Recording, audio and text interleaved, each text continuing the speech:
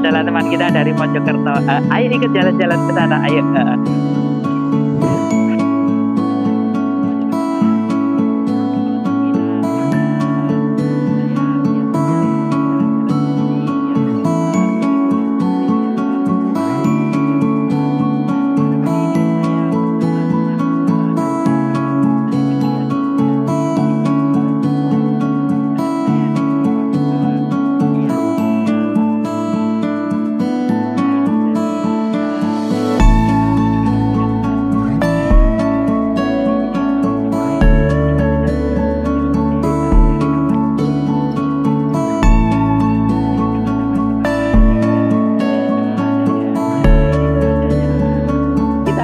Memang dalam kedalaman sekitar 5 meter seperti yang saya ceritakan tadi. Jadi ini adalah petirtaan, atau tirta itu air, banyu kan. Kalau orang Jawa bilang itu adalah petirtaan, itu biasanya untuk mandi. Namanya juga raja atau para ratu. Jadi mandinya ya begini. Jadi ada unsur sakralnya. Atau bisa juga dulu itu untuk mandi, ya itu tadi putri-putri raja atau selir-selir raja. Seperti inilah. Ini ada sekat-sekatnya. Jadi mamanya 1, 2, 3 dan lain-lain ya. Dan ini ada, memang begitu, ada sekat-sekatnya. Ya, dilihat dari dekat saja supaya lebih jelas lagi.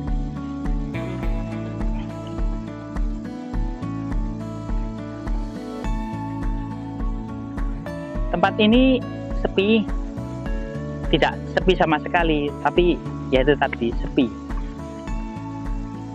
Seperti candi-candi di Mojopahit atau peninggalan Mojopahit, semuanya terawat rapi dan bersih.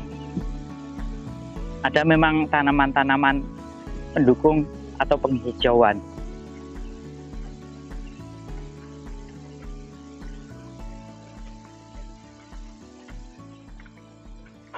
Nah, ini yang saya ceritakan tadi.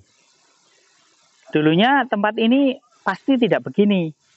Karena saya bisa memastikan tidak begini, itu namanya petirtaan. Jadi tempat untuk mandi. Batu batanya masih asli seperti dulu dan masih seperti dulu. Bangunan ini tidak berubah atau tidak dirubah dan tidak direnovasi karena waktu ditemukannya dulu itu terpendam, jadi terpelihara dengan sempurna. Nah, masih asli semua. Memang saat sekarang kita tidak menemukan sesuatu yang wah, tapi masa dulu atau masa lampau, masa kejayaan Majapahit ini adalah sesuatu yang wah dan luar biasa. Dan tiap orang atau kita orang biasa tidak bisa masuk ke sini karena ini adalah mandi para putri raja atau selir-selir raja Majapahit. Rapi, masih rapi semua, tertata semua dan masih seperti dulu. Saya mengatakan masih seperti dulu karena yaitu tadi batu batanya semuanya itu batu yang lama dari masa kerajaan Majapahit, masa jaya-jayanya dulu. Dan ini adalah ikan-ikan yang dipelihara daripada tidak ada yang dilihat, dikasih ikan hias itu.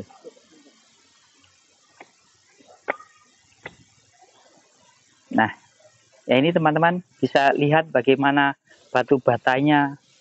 Ya memang kelihatannya seperti baru atau baru tahun yang lalu dibangun atau membangunnya, tapi tidak teman. Ini adalah bangunan kuno, bangunan dari Majapahit dulu. Saya meyakini seperti itu karena batu-batunya ya seperti itu, seperti batu kuno dulu. Nah, ya kan, dari batu kuno. Memang ada sedikit 1-2 itu yang ditambal sulam agar menyempurnakan bentuk aslinya saja, bukan untuk merubah bentuk aslinya. Jadi semuanya seperti itu, diperbaiki dan selalu diperbaiki guna mengenang masa kejayaan Majapahit dulu. Nah, sama teman-teman. Nah, ini sama seperti dulu. Tidak ada lukisan, tidak ada patung, yang hanyalah tumbukan batu bata saja. Nah, inilah kita. Kalau tulisan begini, ini berarti tulisan baru, bukan tulisan yang lama. Ini adalah tangan-tangan jahil. Kenapa harus dicoret-coret?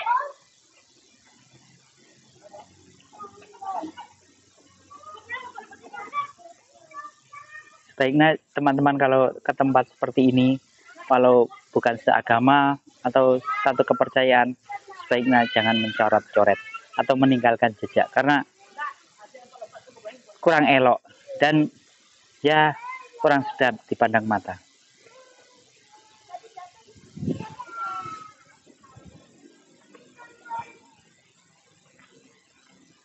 Ini adalah bangunan yang luar biasa rapinya, rapi sekali kalau sudah ratusan tahun yang lampau.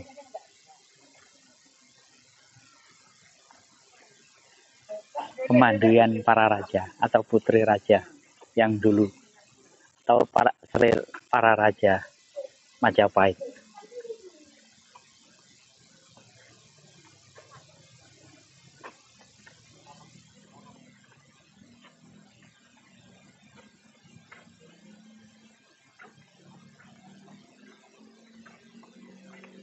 Mengenal Majapahit sama dengan mengenal diri kita sendiri. Semoga jejak yang saya rekam ini akan mengingatkan kita atau melihat masa depan kita dan meninggalkan jejak. Saya bersama kru memang tidak bisa apa-apa, dan saya hanya seorang pencerita saja dan mengenangkan, supaya kelak di kemudian hari atau ratusan tahun yang mendatang, semoga cerita ini masih ada dan tersimpan di YouTube dengan baik. Jadi untuk kenang-kenangan bahwasanya sebelum tempat ini hancur atau lebur, karena masa itu seperti cokro manggilingan. Jadi berputar terus dan berputar. Dan cerita saya ini kemungkinannya yang saya ceritakan semuanya akan lenyap dan hancur. Tapi kemungkinan untuk YouTube itu bisa terus menerus. Jadi cerita ini bisa tersimpan. Semoga cerita ini bisa tersimpan dan bisa mengenangkan walau ribuan tahun yang mendatang. Itu harapan saya. Semoga dengan cerita seperti ini bisa menginspirasi teman-teman untuk merekam atau ya berceritalah agar tahu anak cucu kita bahwa di tempat ini dulu ada benda atau cagar budaya yang seperti ini.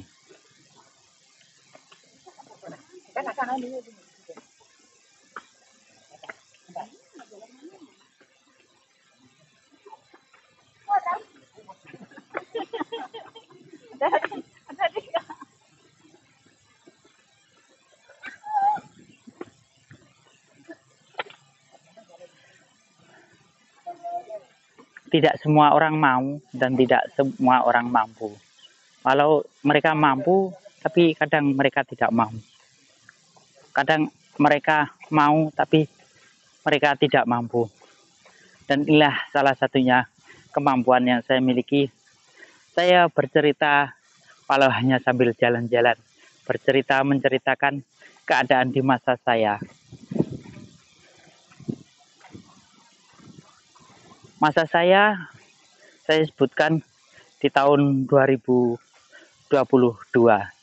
Jadi andai 1000 tahun mendatang cerita saya ini masih ada dan candi ini telah tiada. Di desa Temon ini adalah ada candi tikus. Candi tikus dulunya menurut cerita orang-orang itu ditemukan adalah sarang tikus. Jadi sebenarnya bukan namanya candi tikus, tapi ditemukannya pada waktu itu adalah karena sarang tikus. Itulah teman-teman. Jadi, oh tikus di rumah sakmono gede nih. Bukan begitu. Karena orang-orang sukanya menamai benda atau menamai tempat itu apa yang ada atau siapa yang menemukan. Nah, candi tikus ini adalah dulunya ditemukan warga, adalah tempat atau sarang tikus. Jadi dinamakan candi tikus. Luar biasa luas dan tempat ini luar biasa sejuk. Memang ya itu tadi dibikin